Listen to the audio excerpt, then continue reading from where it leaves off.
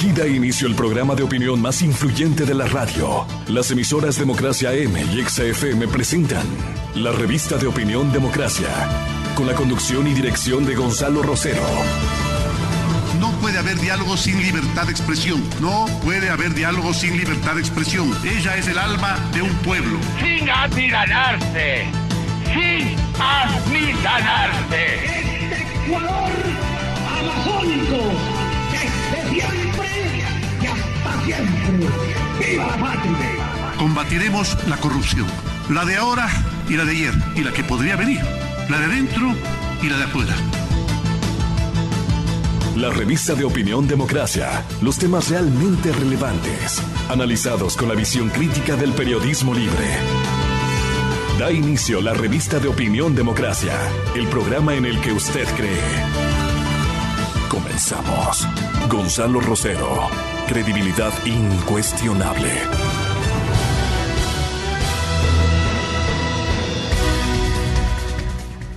Buenos días, amigas, amigos. Estamos iniciando esta mañana, viernes 16 de octubre del 2020, con una noticia muy lamentable que golpea a toda la compañía de Jesús, ¿no? Ha fallecido el día de ayer el padre Pedro Niño Calzado, de Irfeyal, el creador de Irfeyal.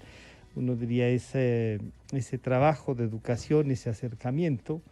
El padre Pedro Niño, a través de la educación, del acercamiento a los jóvenes sobre todo. Ayer dos alumnos decían, eso sí era filosofía de vida. Tuvo también conflictos con el gobierno anterior. Y algunos dirían, ¿quién no? Así es que nuestro homenaje y nuestro saludo a la compañía de Jesús, el pésame por esta pérdida del padre Pedro Niño Calzado.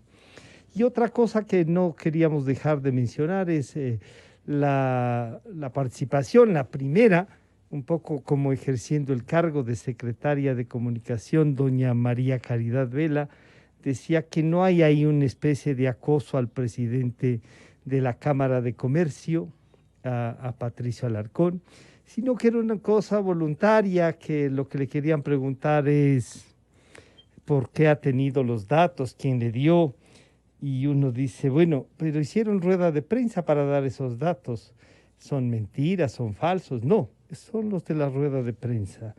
Nos parece que esas prácticas de amedrentamiento no son correctas. Qué pena que doña María Caridad Vela en su primera aparición sea para esto.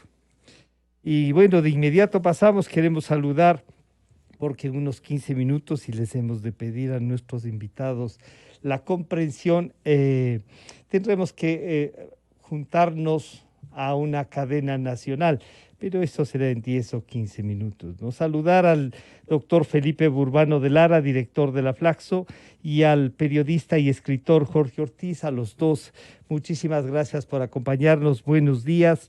El tema que les queremos plantear es las candidaturas y el futuro político del Ecuador. Una cosa que se dice así de rápido, pero que tiene una gran cantidad de aristas. Así es que, Jorge, bienvenido, buenos días. Francisco, buenos días. Hola, Felipe, qué bueno verte bien.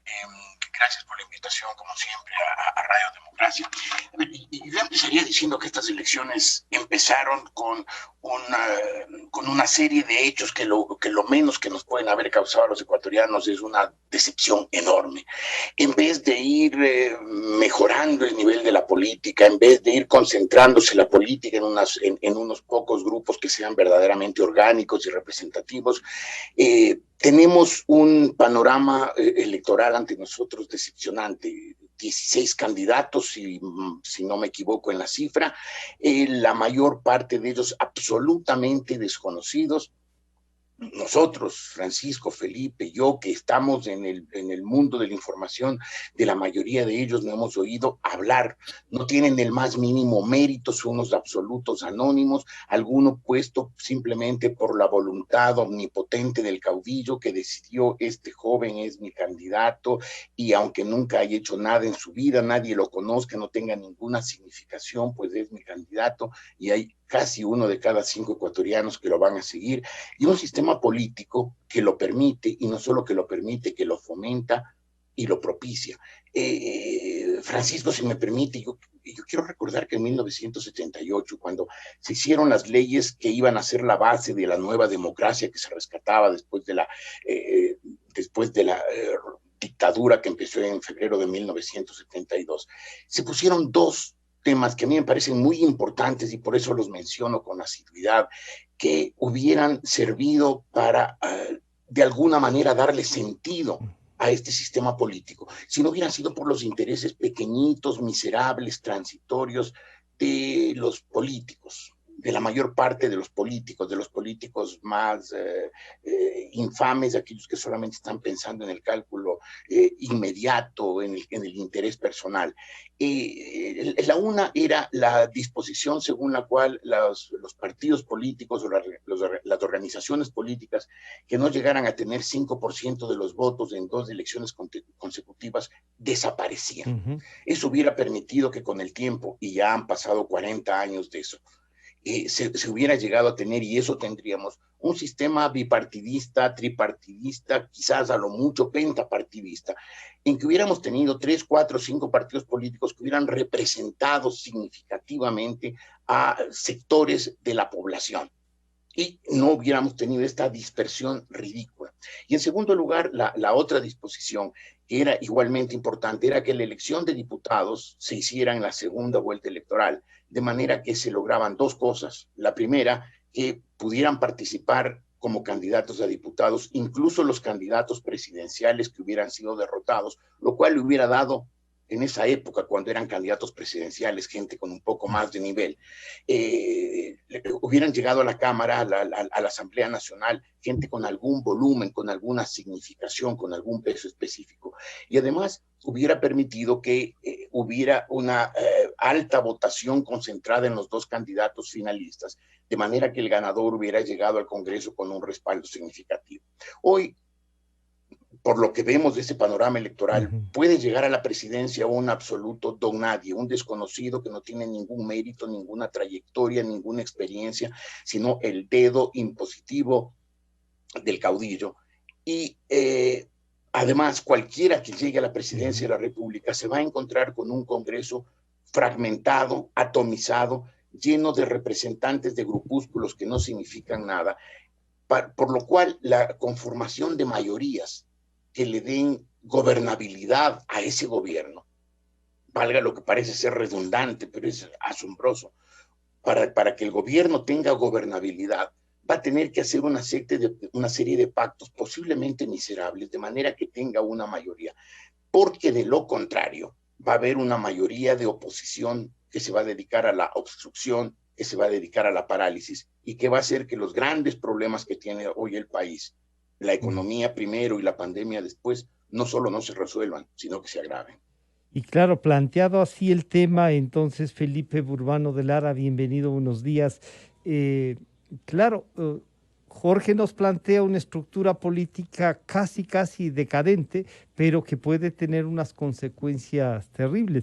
No son pocos los incidentes creados por los propios candidatos y en este caso por uno, que como ha dicho Jorge, señalado con el dedo por un caudillo, que han ido generando incidentes que le van posicionando, que le van haciendo conocer, digamos así, y nos ponen en una agenda a discutir también esas cosas como el no tener la cédula que es de él, el no tener la papeleta de votación, el que no se hayan cumplido determinadas normas. No, el Consejo Nacional Electoral dice, mientras se garantice el derecho de participación, el resto de la legislación o de las normas no corre. Felipe, bienvenido, buenos días. Gracias, Francisco, por la entrevista. Un saludo a Jorge.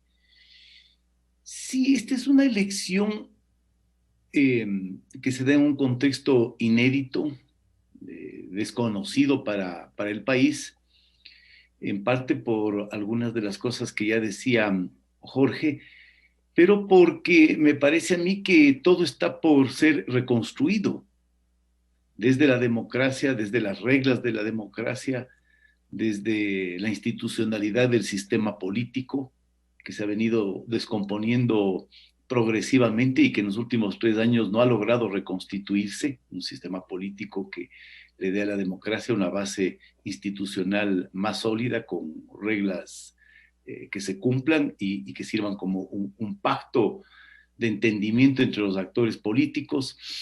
El panorama económico es un panorama muy dramático, y todo esto en medio de la crisis sanitaria, ¿no?, que nos sigue golpeando y que sigue dando sus coletazos. Va a ser una campaña a través de las redes, y por lo tanto yo no sé qué tipo de debates vamos a poder seguir y se van a poder instalar en estas elecciones, cuando más el país necesita debatir y debatir a fondo su futuro. Entonces vamos a discutir por las redes sociales, se va a hacer campaña por las redes sociales, ya sabemos cómo funcionan las redes sociales, no aportan a una discusión más sistemática, más profunda, más seria de hacia dónde va el Ecuador. Y está también por reconstruirse el Estado. Entonces, creo que todo este escenario, más la dispersión, la fragmentación de candidaturas, la debilidad de las organizaciones políticas que le impiden al país articular claramente tendencias en cierta dirección, configuran un escenario muy complejo, muy difícil para el futuro. Este escenario complejo y difícil tiene que decantar, Jorge, en lo que usted ha dicho, 3, 4 o 5 candidatos de los 16 que están. Pero si de todos los que están uno puede salvar a unos 3, a lo mejor, o a 4, dependiendo de lo que representan o quienes les han designado, uno dice, bueno, entonces si esto que plantea Felipe, que es la reconstrucción incluso de la democracia, y algunos decíamos la reinvención de la democracia ecuatoriana, hay que reinventarnos y plantearla con reformas constitucionales que en una parte comienzan a ser tratadas en la actual asamblea. ¿Qué hacer para que estos candidatos puedan, en medio de toda esta estructura de campaña, puedan responder las cosas que deben responder sobre los planes y visiones del país que han de tener algunos, supongo, Jorge? Y yo me temo, Francisco, que como muy bien dice Felipe, la campaña será a través de las redes sociales. Y como todos sabemos, lamentablemente las redes sociales no aportan a un debate inteligente, sensato, profundo, sino que todo lo contrario, lo envenenan, lo pervierten, lo prostituyen, porque las redes sociales en gran parte se han convertido en una fuente de desahogo, de frustraciones y de un vertedero de odio. Muy pocas veces uno ve algo sensato, algo racional, un aporte significativo a algo que no pase de una frasecita sonora o de un chiste inteligente. Y por eso me temo que esta campaña electoral va a ser una campaña sin debate, en que los ecuatorianos, la inmensa mayoría, vamos a llegar al día de la votación a votar casi intuitivamente por candidatos que suponemos que de alguna manera representan lo que nosotros quisiéramos en un presidente y que representan una corriente con la que de alguna manera nos podemos sentir identificados. Pero en esa avalancha de candidatos va a ser muy difícil distinguir el trigo de la paja, o sea, quién es quién, qué representan. Y por eso creo yo pues que la campaña va a terminar centrándose en unos pocos candidatos. Jorge, perdóneme la interrupción, pero viene la cadena y de inmediato continuamos. Mil disculpas.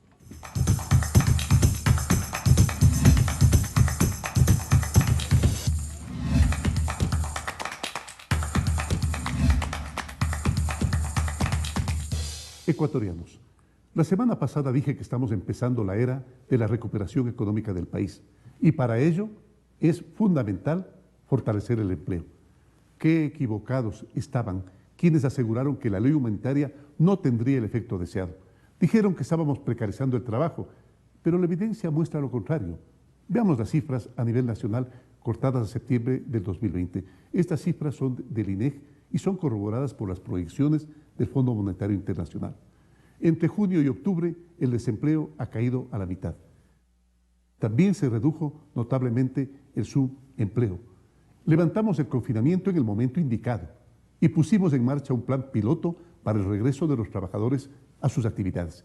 Gracias a esto, hoy, el empleo adecuado en el sector de la construcción, por dar un ejemplo, ha crecido 7 veces en relación con junio de este año. En solo 3 meses, 7 veces el sector de la construcción. Compatriotas, mi labor como presidente es trabajar por el presente y sembrar futuro. Para eso hay que labrar el camino y lo hicimos. Promovimos leyes para generar fuentes de empleo en el mediano y largo plazo y confiamos en el talento de los ecuatorianos como principal fuente de creación de trabajo.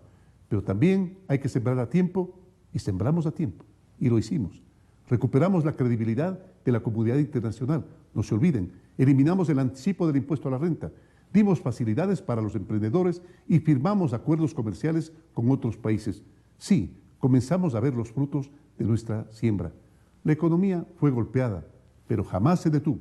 Estimados ecuatorianos, con o sin pandemia, protegeremos el empleo. No descansaremos ni un solo día para que cada ecuatoriano tenga un trabajo decente y digno, para que cada hogar tenga pan en su mesa, para que cada familia se sienta parte de este futuro que estamos sembrando todos los días. Muchas gracias.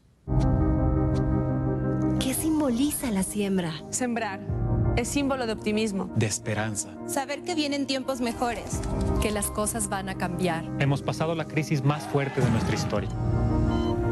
Pero lo sembrado empieza a dar fruto. Porque el ecuatoriano es tierra fértil. Para muchos no es suficiente, pero la cosecha mejorará poco a poco. Porque cuando se siembra con el alma, todo es posible. Vamos, Ecuador. Sembramos futuro.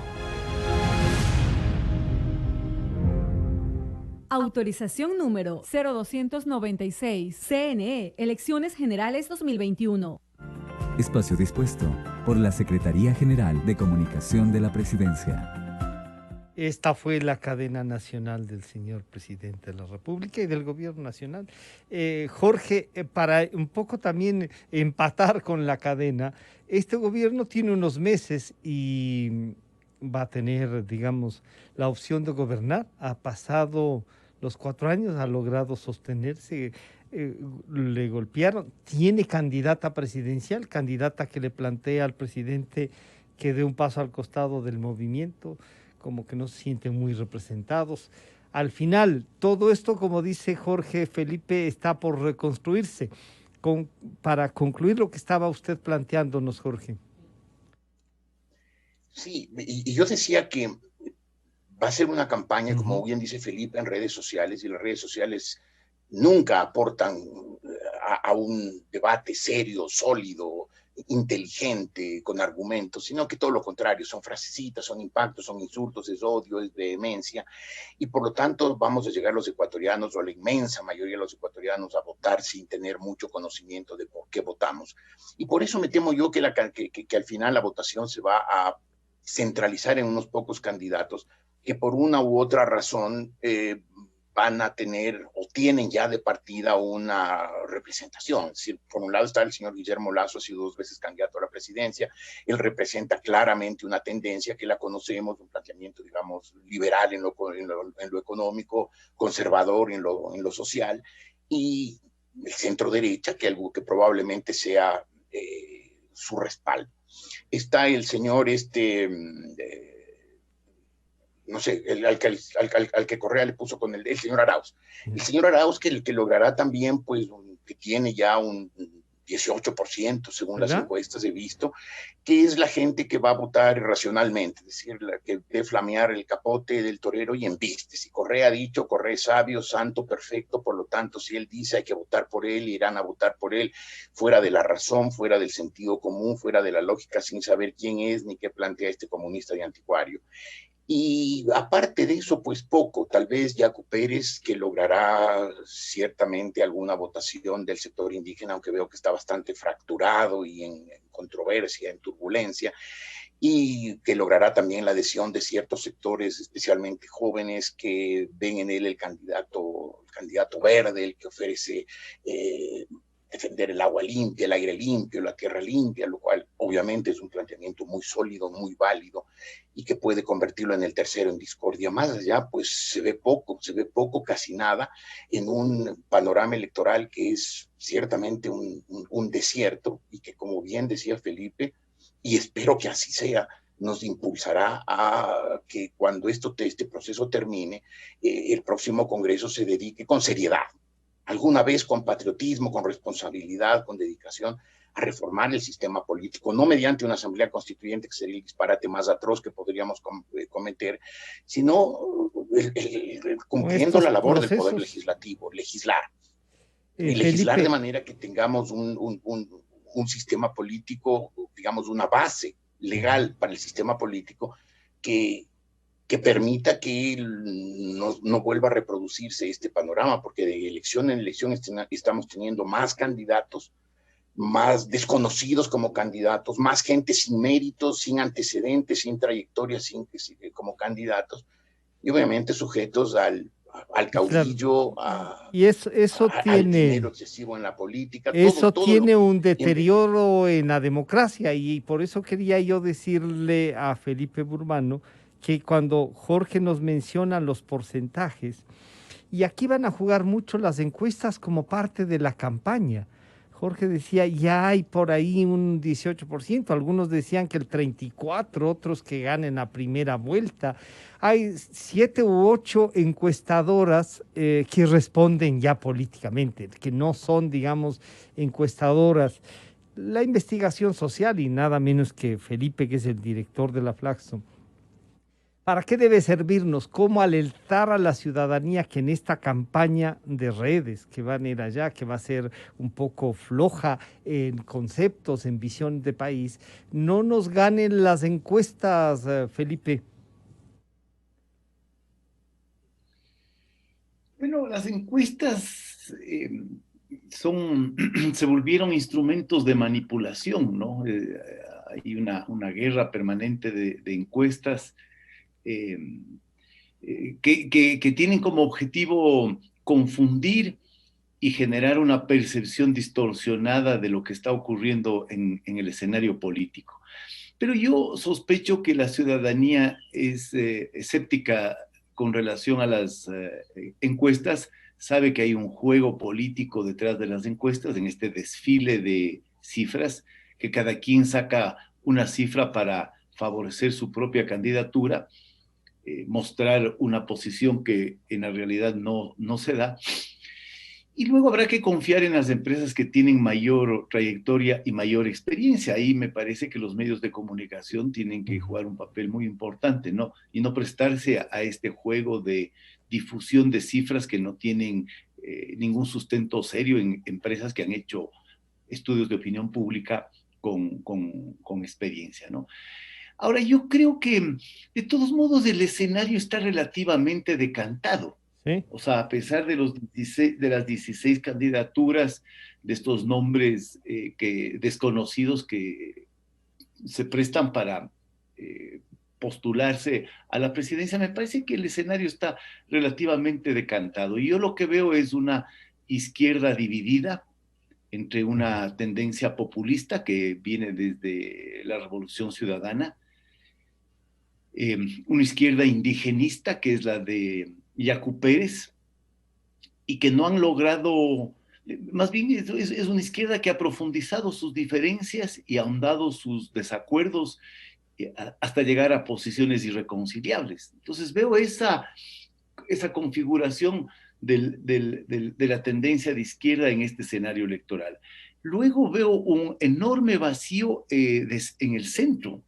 O sea, el centro es el espacio político que más se ha visto afectado en el Ecuador desde que se impuso esta política de polarización en el año 2006-2007, y no hemos logrado salir de esa dinámica de antagonismo y de polarización política. No hay candidatos del centro, no hay un espacio de convergencia en la política ecuatoriana alrededor del cual se puede establecer un diálogo constructivo respecto del futuro. Lo que hay es una lógica de antagonismo, una lógica de polarización. Entonces no hay candidaturas de centro que pueda jalar el debate en una cierta dirección y alrededor de unos ciertos temas.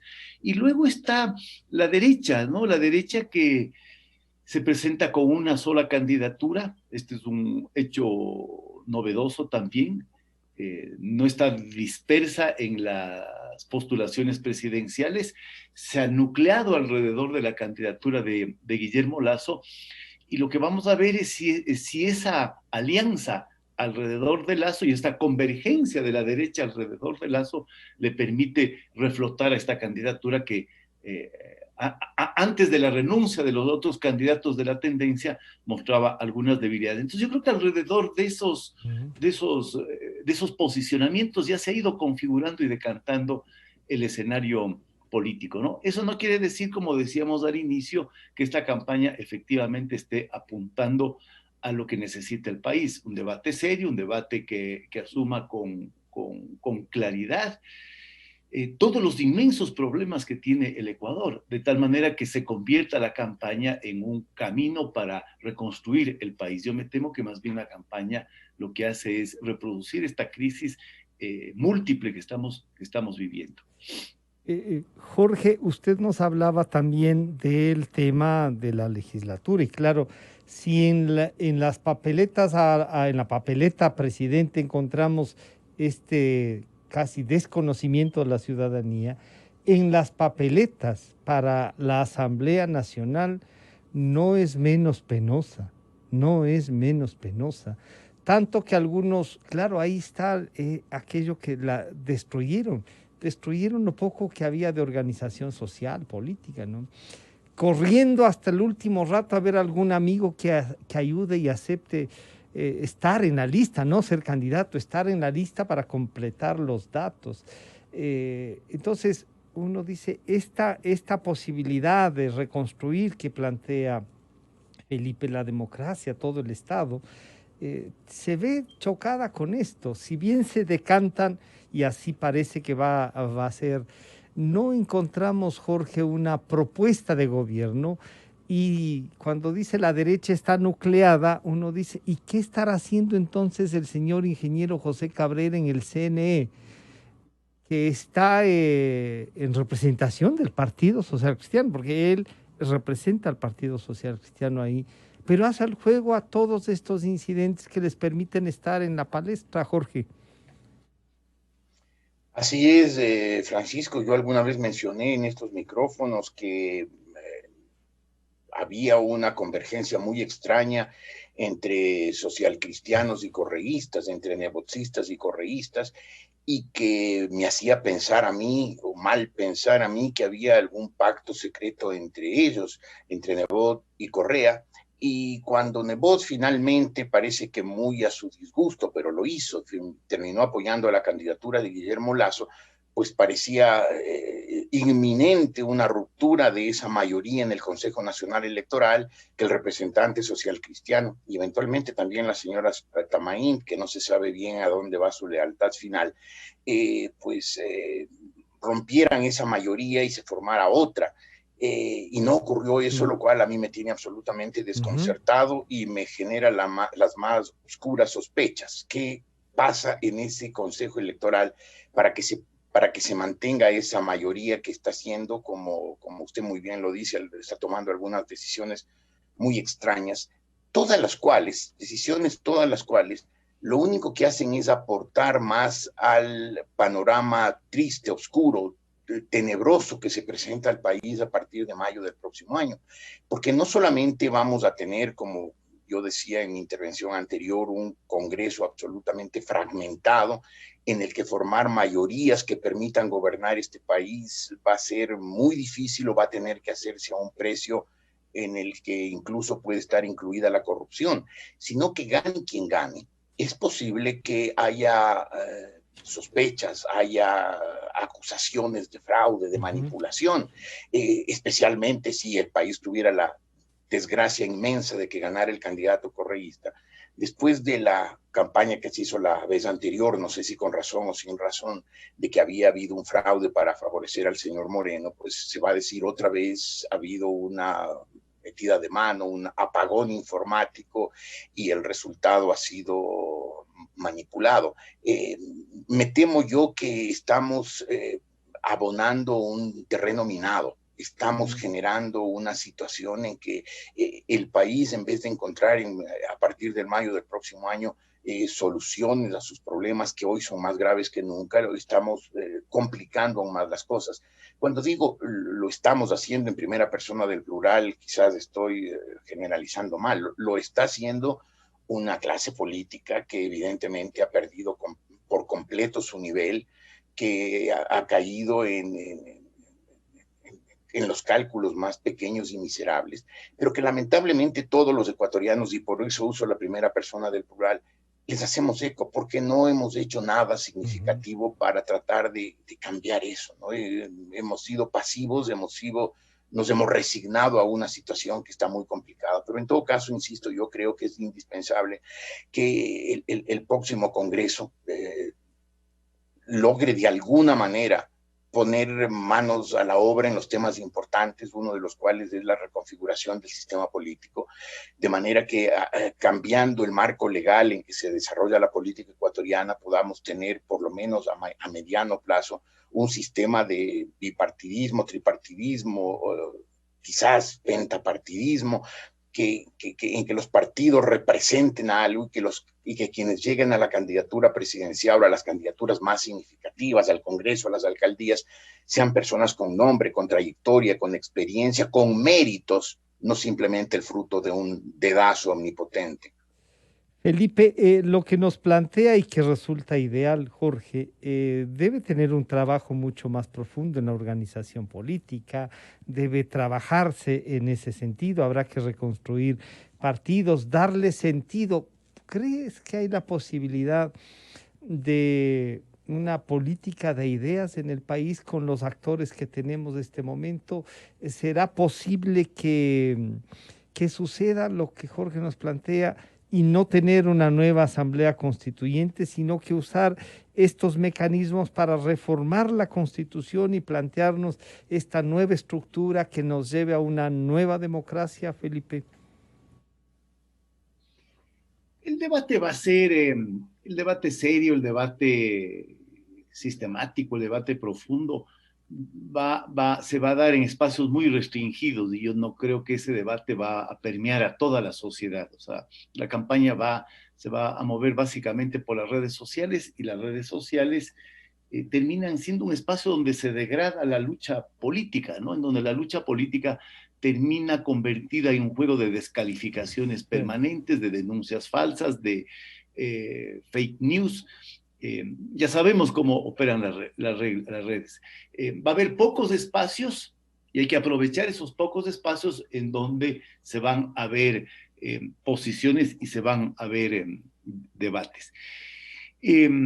Lo otro que tú planteas son tareas muy, muy complicadas, ¿no? Yo no tengo una respuesta. Sí, digamos, podemos especular y hablar en términos ideales, necesitamos de estructuras partidarias más fuertes, más consolidadas, que formen cuadros, que generen ideas. Sí, eso está bien, pero yo no sé si eso sea viable y hacia allá apunte la política. Yo tengo una visión de la política en el Ecuador que es una política que no va a tener partidos fuertes, una política muy personalista, una política fragmentada, como insiste Jorge, que va a suponer otro tipo de juego político y de negociación política. No veo en el corto plazo una reconstitución de las organizaciones políticas.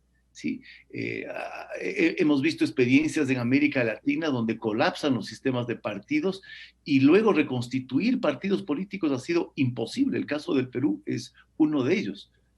Entonces está muy bien, es decir, necesitamos partidos, la democracia requiere partidos, pero yo creo que estamos en un escenario totalmente distinto, y en este escenario es en donde se va a mover la política con todas las dificultades que decía Jorge. Yo no sé si es posible pensar que en este escenario se puede generar una dinámica relativamente distinta, y eso va a depender de la fortaleza de quienes ganen las elecciones. O sea, si hay elecciones en donde hay un ganador claro, que se imponga sin ningún tipo de duda respecto de los otros candidatos, que llegue con una legitimidad fuerte nacida de las urnas, que pueda lograr una cierta, un bloque relativamente consistente en el Parlamento. De eso van a depender las condiciones de gobernabilidad. Pero si la elección es muy apretada, si además existen todas estas dudas respecto de la transparencia del proceso electoral, ese es otro elemento que hay que añadir. Nunca hemos tenido un consejo electoral de las características del actual, que es una vergüenza. A mí me parece una vergüenza. Y un consejo que deslegitima la regla más básica de la democracia, que es la elección. Entonces, si en medio de todo este panorama complejísimo que tiene el Ecuador, llegamos además a una elección cuyas reglas, cuyas normas, cuyas decisiones han sido siempre impugnadas por otros integrantes del mismo consejo, entonces estamos generando lo que decía Jorge, ¿no? Hemos minado el terreno. Esta democracia no tiene en dónde asentarse. La única posibilidad, veo yo, es que haya un ganador claro que pueda mostrarle al país una legitimidad y conducirle en una cierta dirección. Poco así yo veo las cosas, ¿no? Jorge, claro, planteado así, entonces la reconstrucción de esto va a tomar años, va a tomar unos años, pero se necesita de voluntades. ¿Será posible que en este quiero ser candidato, como dicen en el barrio, yo también, entonces, ¿será posible usar por último que estas gentes que se han propuesto ellos mismos de candidato o que les han señalado, usted va a ser, trabajen para consolidar algo, que motiven a la ciudadanía, a los jóvenes a intervenir en política y no tengamos este modelo que era de desprestigio de la actividad política para quedarse ellos con el partido único y siempre hay algún culpable, ¿no? Siempre es la clase política, esta que es un poco etérea, están todos y no está nadie. ¿Cómo hacemos para que la gente participe, Jorge? Ese es un problema muy grande, Francisco. La política está muy desacreditada y a medida que uno ve lo que ocurre con la política en el Ecuador, pues desalienta más. Es evidente que los jóvenes están viendo a la política como un territorio solamente apto para canallas, para gente que va con intenciones ruines, inconfesables allá, lo cual no es cierto. Al contrario, la política debe ser un lugar vocacional, un lugar donde va gente iluminada, preclara, preparada, que tiene capacidad de pensar una sociedad, de diseñarle un futuro, de plantearle unas propuestas válidas. Nada de eso vemos en la política ecuatoriana y menos aún en una campaña hecha a través de las redes sociales que creo yo que se pervierten un poquito más cada día de lo ya muy pervertidas que están. En todo caso, yo sí creo que una reforma legal puede permitirlo, o puede darnos una esperanza, por lo menos. Vuelvo al año 78, cuando se aprobaron esas leyes de elecciones y esa ley de partidos, en que había esas disposiciones. Se logró que en esos primeros años de la democracia, los años finales de los 70, de los primeros de los 80, de alguna manera empezaran a perfilarse tendencias.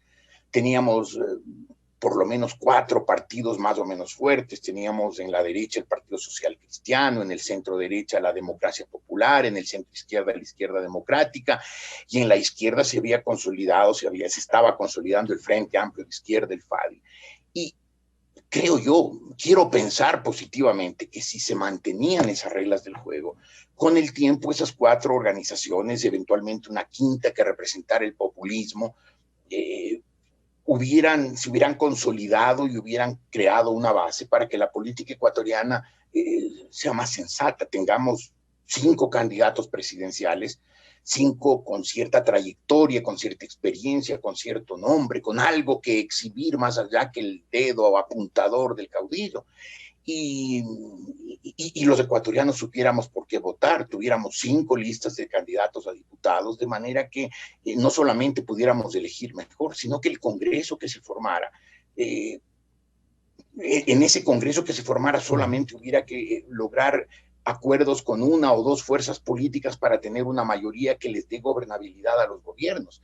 La supresión de esas normas lo que logró es esto, un sistema político en que hay 17 candidatos presidenciales, creo que 21 listas de diputados, y probablemente vamos a tener un Congreso en el que estén representadas 12, 14, 16 organizaciones, cada una de las cuales sabe que su voto puede ser decisivo para formar una mayoría y que venderá ese voto, y venderá así, traficándolo, a precio de oro. Tendremos varios hospitales entonces, Jorge, ahí.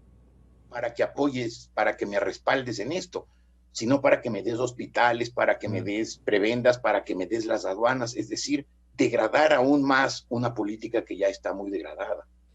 Y yo les quiero plantear entonces unas claves para analizar a estos candidatos. El ciudadano, todos los periodistas, ¿cómo les analizamos? ¿Qué les planteamos? Porque como ha dicho Felipe, este va a ser, para los medios, va a ser un rol importante, el debate o por lo menos el buscar las ideas de estos 16 ciudadanos, el confrontarlos va a tocar a los medios más que a otras áreas. Por suerte, y digo yo, se consolidan, hemos visto incrementarse 18 puntos en credibilidad a los medios, entre comillas, tradicionales. Esto es importante, pero entonces unas claves para analizarlos y qué debemos buscar, qué descubrir en estos candidatos, ya no solo lo que las redes dicen de vergonzoso, sino algo que ya aporte en esta reconstrucción, Felipe. Su vocación democrática, su disposición al diálogo, su disposición a llevar la política a un terreno que no sea el del antagonismo, el de la polarización, el de la estigmatización, a generar reglas implícitas para la vida social, para la vida política, dentro de las cuales nos podamos entender. Porque, digamos, voy a decir un par de cosas a propósito de lo que ha señalado Jorge. La transición del 78-79 es una transición muy importante porque generó una ilusión alrededor de la democracia. O sea, hubo un consenso alrededor de la democracia como el horizonte político hacia el cual tenía que moverse el Ecuador. Tenía que salir de la dictadura. La dictadura había generado una serie de dificultades y lo importante de esa transición es que fuimos capaces los ecuatorianos, y yo me incluyo, digamos, dentro de estos procesos colectivos en los que estamos metidos los ecuatorianos, de generar un consenso alrededor de la democracia, como sentido de la política, como horizonte de la política. No solo unas reglas que son importantes, sino la democracia define el horizonte de nuestros comportamientos, el sentido de nuestras prácticas políticas. Y se configuró un sistema de partidos que funcionó hasta casi la transición del milenio. Hubo 4 partidos que dominaron la escena política y alrededor de esos 4 partidos se definió el juego del poder. Después esos partidos tuvieron muchos problemas y vino el colapso. Y yo creo que ahora el problema que tiene ahora el Ecuador es que no sabe cómo salir del momento de esta experiencia populista. Y vivimos permanentemente los ecos de estos 10 años de un populismo de izquierda. ¿Cuál es uno de los legados del populismo? Es una cultura política de confrontación, es una política de polarización. Ese es el juego del populismo, ¿no? Entonces me parece que una clave en este momento, después ya del tiempo transcurrido desde que terminó la Revolución Ciudadana, es entrar en otra lógica, ¿no? En esta lógica de somos capaces de dialogar, somos capaces de procesar nuestros desacuerdos, de procesar nuestros conflictos. ¿En qué terreno procesamos esos conflictos? Porque yo lo que veo es que tenemos un lenguaje que incendia la política, ¿no? Incendia la política. Y desde esa perspectiva todos estamos contribuyendo al deterioro de la democracia, si entendemos que la democracia es un espacio de búsqueda permanente de convergencia. Nadie busca aquí un punto de convergencia, por eso ha desaparecido el centro. Por eso ha desaparecido el centro, no podemos dialogar, no nos podemos entender, nos llenamos de descalificaciones, ¿no? De un lenguaje incendiario. Entonces a mí me parece que la clave sería eso, ir a unos debates, a unas discusiones sobre los problemas del país entre los candidatos, que le saque a la política de este juego de antagonismo que corroe y destruye toda base de convivencia.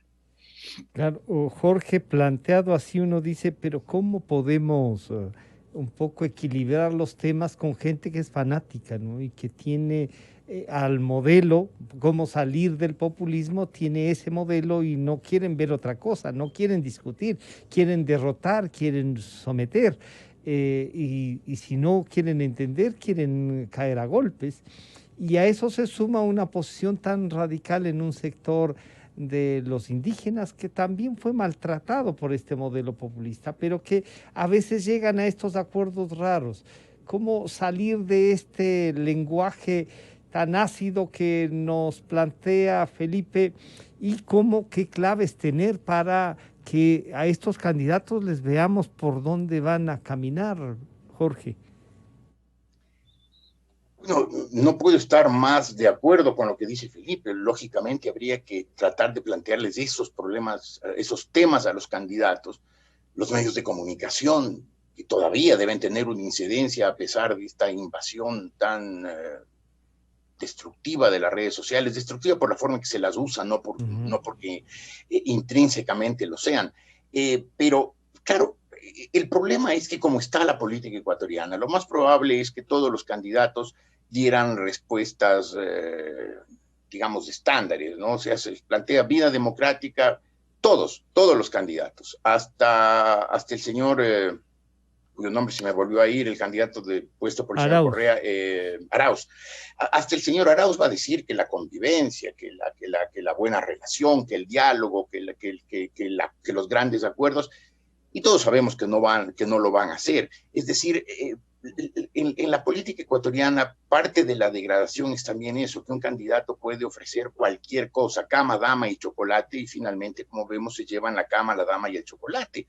Es decir, no hay tampoco ni que los americanos, la prensa americana llama el fact checks, o sea, ver si es que están cumpliendo si es que lo que dicen responde a lo que hacen. Y tampoco hay un sistema de exigir cuentas, de decirle usted ofreció esto, está cumpliendo, lo hizo. Y es probable que los candidatos todos sean muy armoniosos, muy en búsqueda de grandes acuerdos, de grandes soluciones a los problemas del país, y que a la hora de la hora pues no lo cumplan. Y yo sí tengo esperanzas de que se pueda de alguna manera reestructurar un sistema de partidos políticos. Es evidente, Felipe tiene razón, la política ecuatoriana está estos años caída, degradada hacia un personalismo. Lo que importa es la persona, el caudillo, el líder, y la política se estructura en torno a personas, no a partidos, ni mucho menos a ideas.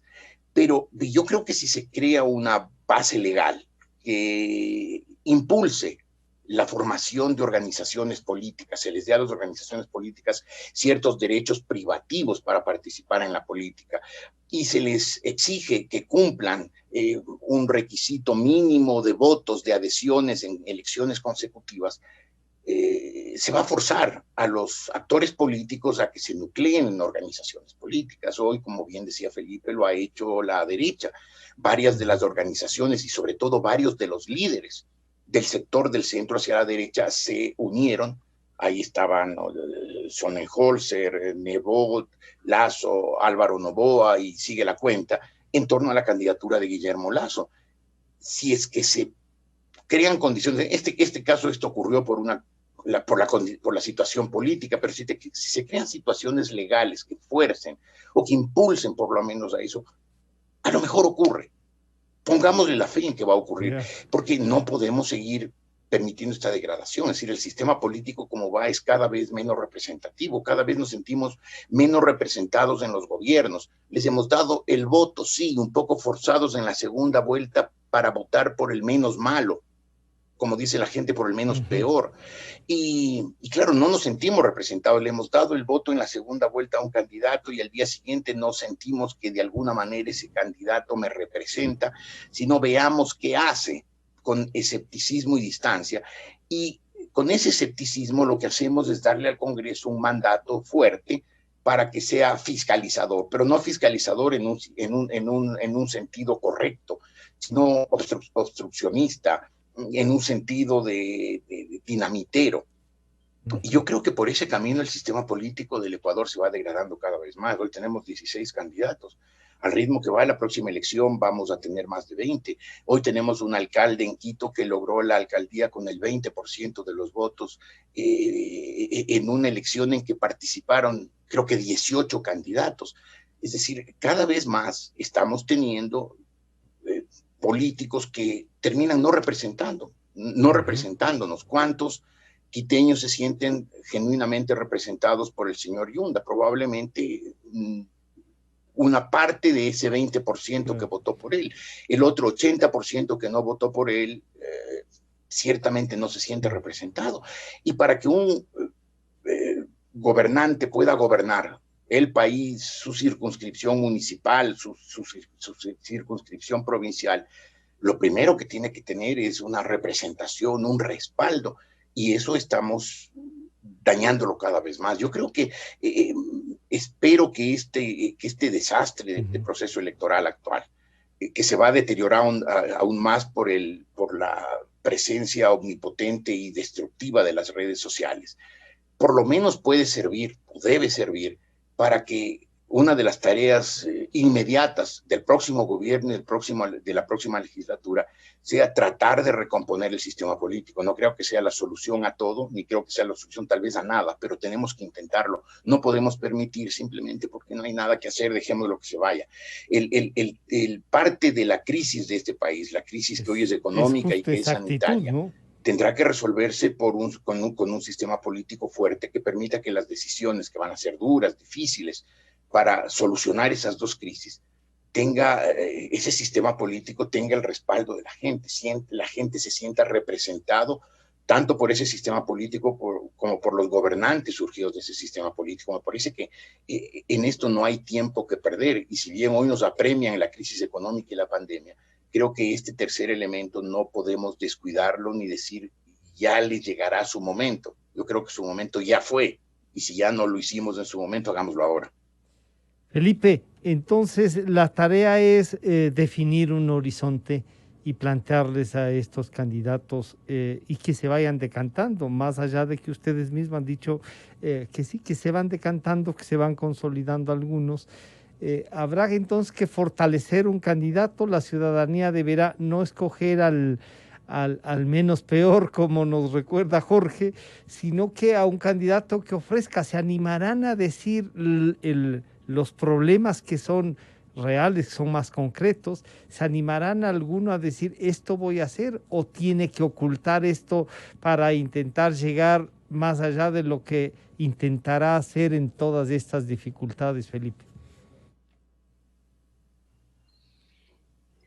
Todas las candidaturas tienen un discurso volcado hacia captar votaciones, generar emociones, generar adhesiones, pero hay también un discurso en donde esos candidatos tienen que mostrar su comprensión del país, su visión del país, sus propuestas respecto del país. Qué soluciones plantean frente a la crisis económica, ¿no? Entonces me parece que esta campaña, yo creo que la política ecuatoriana está hoy de modo más profunda marcada por los personalismos. O sea, los liderazgos políticos no se construyen desde organizaciones, desde partidos, sino desde figuras personales. La confianza no se expresa en el partido, en la ideología, se expresa en las personas. Entonces, a mí me parece que esta campaña debería ayudar a los votantes a identificar bien quiénes son estos líderes políticos que están postulando a la presidencia, cuál es su perfil, cuál es su capacidad, cuál es su autonomía, cuál es su visión del país. ¿Sí? cómo han trabajado el país, cómo han recorrido el país, para que alrededor de eso se puedan constituir liderazgos que generen confianza. La representación no depende tanto de los candidatos, sino de las reglas. O sea, puede ser que gane el candidato con el cual yo no me identifico y no me voy a sentir representado, pero voy a respetar ese candidato y voy a respetar ese triunfo, y el respeto de ese triunfo depende de mi adhesión a las reglas en las cuales vamos a funcionar políticamente. Entonces creo que hay un problema con las reglas, buscar acuerdos básicos.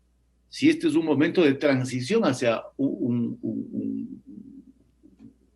una coyuntura distinta, hay que encontrar unos acuerdos básicos, y en la búsqueda de esos acuerdos básicos hay que hacer reformas legales, ¿no? Pero creo que la política hoy en el Ecuador gira alrededor de personas que representan tendencias, y eso está bien, Ese es un elemento sustancial, constitutivo de la política democrática. Tenemos que generar acuerdos sobre las reglas, y creo que en la medida en que los liderazgos se han vuelto tan personalistas, hay que identificar bien el perfil de esos candidatos. ¿Quiénes son?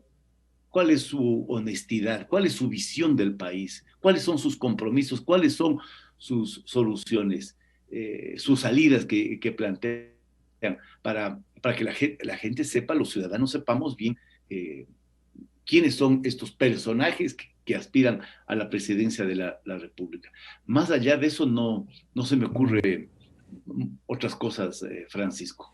Y yo les quiero agradecer a ustedes por compartir este pensamiento, pero además comprometerles, porque ya comenzaremos a escuchar, los candidatos terminarán inscritos, y claro, nosotros también buscaremos encontrarnos con ellos para conversar, y ustedes podrán analizar con mayor amplitud si hay propuestas o no.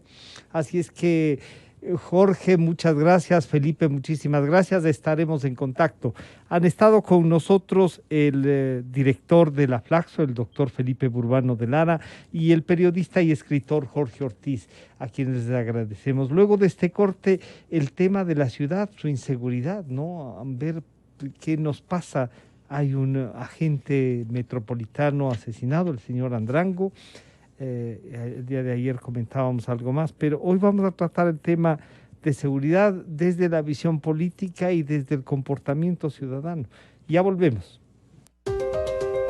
Calidad. Innovación. Completamente democracia. Inicio de espacio promocional y publicitario. Si algo caracteriza al Ecuador es su diversidad, pero también hay cosas que nos hacen iguales. Todos queremos invertir en nuestro crecimiento. Todos queremos invertir con seguridad. Todos queremos invertir en nuestro respaldo. Todos queremos invertir. Y con el depósito a plazo fijo de la Cooperativa Policía Nacional es posible. Porque si puedes acceder desde